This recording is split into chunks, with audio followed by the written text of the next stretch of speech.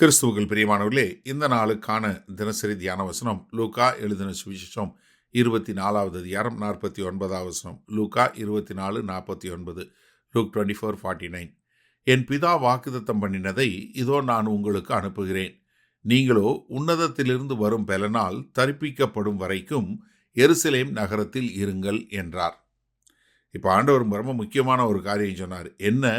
என் பிதா ஒரு வாக்குத்தத்தம் பண்ணியிருக்காரு, அதை நான் உங்களுக்கு அனுப்புவேன். நீங்கள் உன்னதத்திலிருந்து வரும் அந்த பெலனால் பரிசுத்த ஆவியானவர் உங்களுக்குள்ள வருவார்.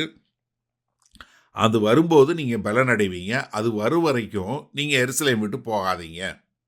எப்படி? எருசலேம் விட்டு போகாதீங்க அப்படின்னு சொல்லக்கூடிய ஒரு காரியம். இப்போ நீங்கள் ஏசாயா 44:3 பார்க்கும்போது என்ன பார்க்குறோம்?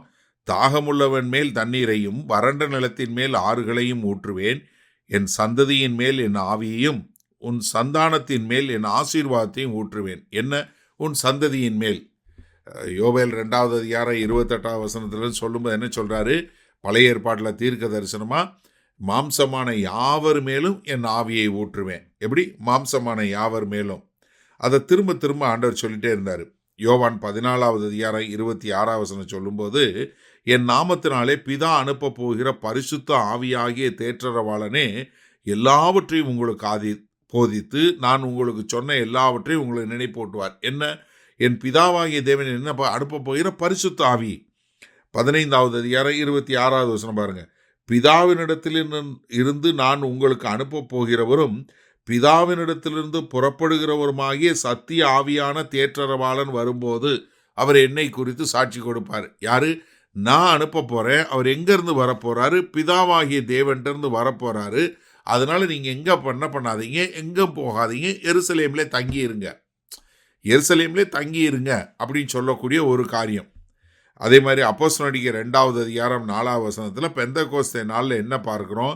அவர்கள் எல்லார் மேலும் பரிசுத்த ஆவியினாலே நிரப்பப்பட்டு ஆவியானவர் தங்களுக்கு தந்தருளின வரத்தின்படியே வெவ்வேறு பாஷைகளினுடைய பேசத் தொடங்கினார்கள். என்ன? எல்லார் மேலும் பரிசுத்த ஆவியானவர் அவர்கள் மேலே ஊற்றப்பட்டாரு. அப்போ அவர் என்ன சொல்கிறாரு? நீங்கள் எங்கேயும் போகாதீங்க, நீங்கள் எருசலேமில் இருங்க என்று சொல்லக்கூடிய ஒரு காரியத்தை சொல்கிறாரு. அதனால் அவர் என்ன சொல்கிறாரு? நீங்கள் எருசலேம் விட்டு போகாமல் இருங்க. அப்போஸ்தலர் 1வது அதிகாரம் 5வது வசனம் பாருங்க. ஆகையால் நீங்கள் எருசலேமை விட்டு போகாமல் என்னிடத்தில் கேள்விப்பட்ட பிதாவின் வாக்குத்தத்தம் நிறைவேற காத்திருங்கள் என்று கட்டளையிட்டார். இது என்ன? 40வது நாள் கட்டளை இடுகிறார். முதல்ல உயிர்த்தெழுந்த அந்த வாரத்தில் பார்க்குறாரு. இப்போ அதற்கு பின்பாக 40 நாள் அளவு அவர்களோட இருந்து போகும்போதும் அங்கே கட்டளை கொடுக்குறாரு. என்ன? ரொம்ப ஒரு முக்கியமான காரியம். நீங்கள் ஒரு ஊழியம் செய்வதற்கு, நீங்கள் எனக்கென்று சாட்சிகளாய் வாழ்வதற்கு உங்களுக்கு தேவை பரிசுத்த ஆவியானவர். அது பிதா வாக்குத்தத்தம் பண்ணினது. அதனால் நீங்கள் இங்கேருந்து போகாதீங்க. சரி, இந்த நாளில் இந்த வசனத்தை நம்ம எப்படி எடுத்துக்கொள்வது? நீங்கள் இப்படி யோசிங்க. இப்போ நீங்கள் வீட்டில் உங்கள் பிள்ளையை மட்டும் படிக்க சொல்லிட்டு நீங்கள் எங்கேயா வெளியே போகிறீங்க. அப்போ என்ன பண்ணுவீங்க? பிள்ளைகிட்ட ரொம்ப ஜாக்கிரதையாக கதவை பூட்டிக்கோமா, யார் கதவை தட்டினாலும் திறக்காத, நீ தனியாக இருக்கிற, நீ உட்காந்து படி, நீ எதுவுமே செய்யாத அப்படின்னு சொல்லிட்டு கதவை பூட்டிக்கோ, பத்திரமா பூட்டிக்கோ, நான் சாப்பாடு அங்கே வச்சுருக்கேன், ஒரு 3 தடவை 4 தடவை சொல்லுவீங்க.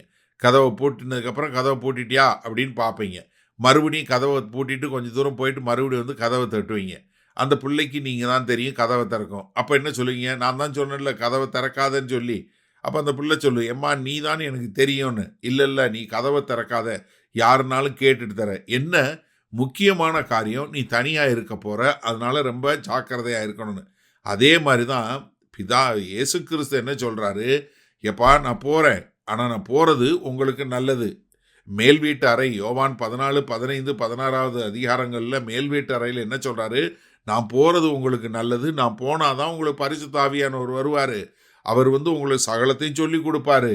இதெல்லாம் சொல்லிட்டு அவங்ககிட்ட என்ன சொல்கிறாரு? நீங்கள் எங்கே பண்ணாதீங்க, பரிசுத்த ஆவியானவர் கொடுக்கப்பட வரைக்கும், பரத்திலிருந்து வர்ற வரைக்கும் நீங்கள் எங்கேயும் போகாதீங்க அப்படின்னு சொல்லிடுறார். சரியா? கிட்டத்தட்ட 530 பேருக்கு அவர் தரிசனமானார். 40 நாள் அளவும் அவங்களோட இருந்தார். பரிசுத்த ஆவியானவர் என்னைக்கு கொடுக்கப்பட்டார்? 50வது நாள். 10 நாள் கழிச்சு. ஆனால் எத்தனை பேர் இருந்தாங்க மேல் வீட்டு அறையில்? 120 பேர் தான். மீதி ஏறக்குறைய ஒரு 400க்கு மேற்பட்டவர்கள் எங்கே? காணோம். ஒருவேளை இயேசு கிறிஸ்து 10 நாளில் கொடுக்கப்படும் சொல்லியிருந்தா ஒருவேளை இருந்திருக்கலாம்.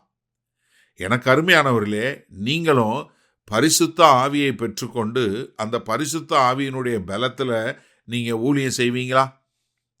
வல்ல பிதாவே, இந்த அருமையான நல்ல நாளுக்காய் நன்றி.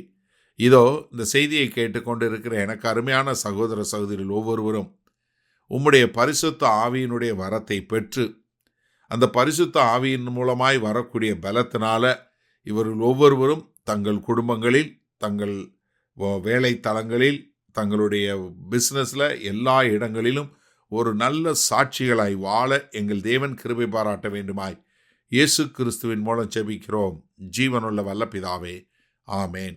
கர்த்தர் உங்களை ஆசீர்வதிப்பாராக. நாம் இன்று மாலை மணால சந்திப்போம்.